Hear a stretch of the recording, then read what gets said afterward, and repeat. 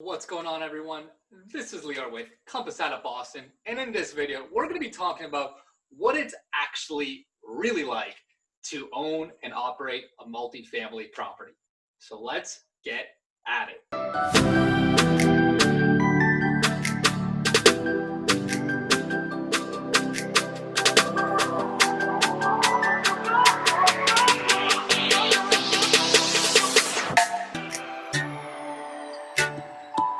What's going on, everyone? My name's Lior, and I'm with Compass out of Boston. And in this video, I'm going to give you the real down low scoop on what it's actually like to operate and own a multifamily property as compared to maybe something like a condo. Now, before we get into it, two quick things. Number one, if you guys haven't already subscribed to my channel, smash that button. I put out tons of new videos every single week talking what it's like to live and live around Boston, tips on buying, tips on selling, and so much more. So if you haven't already subscribed, smash that button.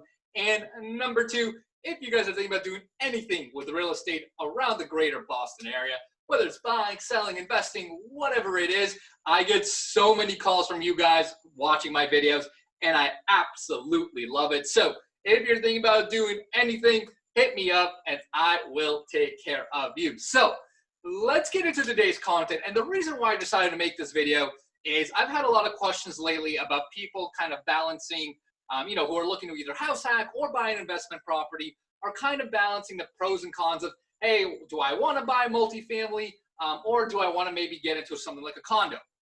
And here's the deal. I own all multifamily, so I usually like to talk to these people and kind of give them the real low-down scoop of what it's like to actually own and operate a multifamily building, because there's some pretty significant differences as compared to condos. And I'm going to start the conversation by pointing out two quick things, right? Two quick assumptions, if you will. Number one, in general, most multifamilies around the greater Boston area will tend to be in worse shape than a condo. And here's the reason why. Multifamilies tend to either be investment properties, right? So they're usually occupied by tenants and not owner occupied, so they may not necessarily get the same amount of love. Or these multifamilies will actually be owned by the same family for many, many generations. So it's unlikely they actually went in and like redid a lot of the work, right? They may keep it in pretty good shape, but typically mechanicals are older, cosmetics may need some love. So in general, again, doesn't always apply, but in general, multifamilies will be in worse condition than your average condo. The other thing too with condos is, again, depends on the exact condo, but there are plenty of condo buildings around the greater Boston area that are also much newer construction than your average multifamily, right? Your average multifamily around greater Boston area has probably been built, say, somewhere between 1890 to 1920. If you think about your average 2 or 3 family, right, your average like Philly style 2 or triple decker, most of those homes were built like early 1900s, maybe even late 1800s, depending on the building and the area. Whereas with condos, if there are condos in those 2 or 3 families, yes, they were probably built around the same time, but there's a much better chance that they were gut renovated or more significantly renovated, more recently than that multi. Or there's actually a pretty good chance if it's in a newer condo building, like those bigger 10, 20, 30 unit condo buildings that you see all around Boston. Those condo buildings were all built, say, between 1950s, 60s, up to the 80s. Obviously, you can get way newer today with newer construction. But the point is, there's a good chance your average condo will also be a lot younger in age than multifamily. And why did I just go in this large spiel about these two assumptions? Well, here's the deal. When you compare a multifamily to, say, your average condo, you're going to have typically a lot more maintenance come up on your multis, right? So again, remember what I said was a lot of these multis don't have super updated mechanicals. They typically have probably older plumbing, probably some older electrical. A lot of the fixtures, a lot of the plumbing and electrical fixtures may not have been updated. So on an average basis, you're probably going to get a lot more calls from tenants that live in your multifamily as compared to maybe a newer construction, let's say from the 1970s or 80s condo, right? Because again, that condo is much younger, chances are it's likely been owner occupied, so it's probably been treated better. So it's less likely you're going to get those kind of more annoying maintenance calls like, hey, I've got a leaky faucet, or I've got a little bit of a leak here, or something's wrong with my electrical. It certainly does happen. I'm by no means saying that won't happen if you go buy a condo, but if you compare the condo to the older multifamily, I can tell you you're almost for sure going to get way more calls from that. So that what that means for you is you're going to have a better contractor team.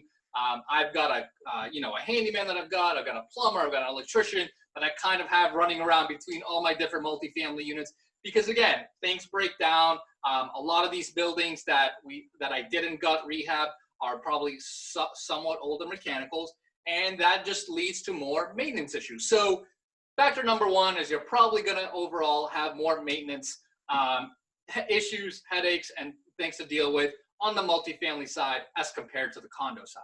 Now, factor number two that I've been kind of noticing more and more, especially the last couple of months, is when you own a multifamily, you're going to have to actually deal with more inner tenant issues between your different units. Again, with condo buildings, if you buy a condo, chances are there's probably some rentals in the building, but also you have owner occupancy, which generally, again, this is a very high level generalization, which generally means that units are treated better. There's probably, as opposed to a rent apartment building, likely, better maintained, more adherence to different quality lifestyle guidelines, etc. So, with a condo building, you're probably going to be fine. What I've noticed, especially in some of my multis, is that there's just a lot more inner tenant issues where I've been getting noise complaints. Again, remember, these are older buildings that are, and especially if they weren't gut rehab, it's not like the sound insulation between them is amazing.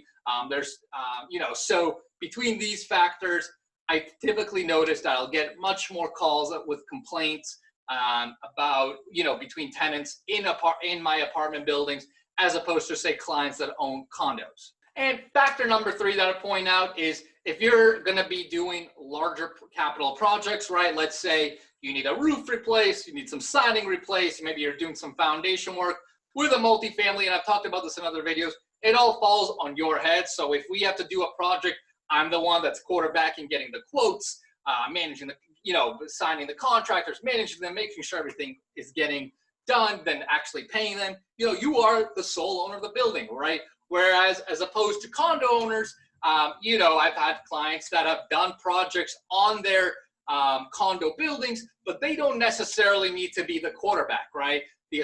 Someone in the association may actually run the show and actually quarterback getting the quotes, maybe actually manage the contractors, and then actually pay them, whereas they just have to stroke a check.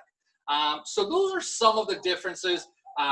Again, I think the point here is multifamily is going to be a lot more active in terms of the maintenance, tenant management, repairs in general. Whereas with the condo, again, especially if you're buying in newer buildings, you're buying in high owner-occupant associations, it's probably less likely you're going to have to deal with your day-to-day headaches.